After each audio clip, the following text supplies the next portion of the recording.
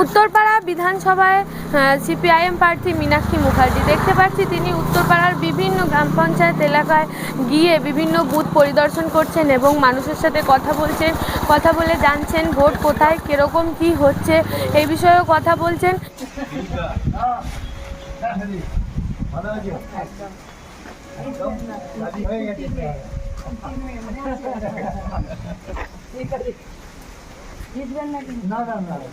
রাখো আসছি রাখো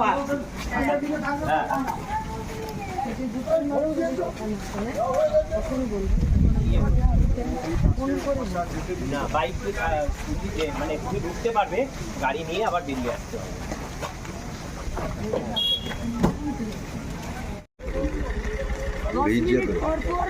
পাঁচখানা কমপ্লেন করে তারপর ফোনে ধরতে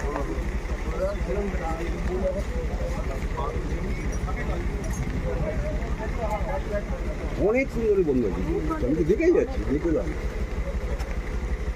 কি আছে ওখানে, কি আছে? শঙ্কর বণিক আছে, দিল্লির নাম শঙ্কর বণিক, শঙ্কর জানা, আর শঙ্কর বণিকের বউ, শঙ্কর জানার বউ, শঙ্কর বণিক নাম ধরে দিয়েছো। আর ওখানে আছে আরেকটা আছে, ওই ফ্ল্যাটের তলায় ওর বউ আছে। এই যে উনি পরিদর্শন করতে বেরিয়েছেন দিদি বৃষ্টির মাথায়, আমরা কথা বলে নেব উত্তরপাড়া বিধানসভার সিপিআইএম প্রার্থী মীনাক্ষীদির সাথে।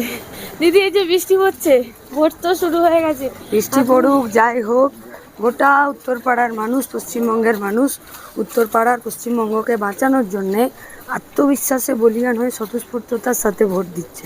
আচ্ছা দিদি, বিজেপি তো বলছে এই বৃষ্টি পড়ছে এটা হাওয়া বদল আজকে হয়ে গেছে, এবার পশ্চিমবঙ্গে আমরা ওইসব উল্টোপাল্টা হালকা কথা বলতে পারবো না।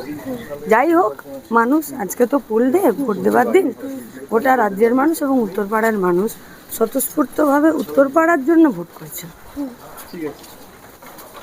অর্থাৎ বুঝতেই পারছেন, আমরা কথা বললাম উত্তরপাড়া বিধানসভা সিপিআইএম প্রার্থী, তিনি জায়গায় জায়গায় ঘুরে বুথ পরিদর্শন করতে বেরিয়েছেন এবং বলছেন আজকে পুরো পূর্ণতা পাওয়ার দিন। এই যে সারা মাস ধরে যে প্রচার হলো, সে এত পরিশ্রম, এই পরিশ্রমের যে আজকে পূর্ণতা, সে পূর্ণতা পাওয়ার দিন। উত্তরপাড়ার মানুষ এখানে নির্ভয় হয়ে ভোট দিচ্ছে। এ বিষয়ে আপনারা কি বলবেন অবশ্যই কমেন্ট করবেন কমেন্ট বক্সে। এই ধরনের খবর পেতে নজর রাখবেন ডিএনএন বাংলা। ডিএনএন বাংলা, সবার মনে সবার ফোনে।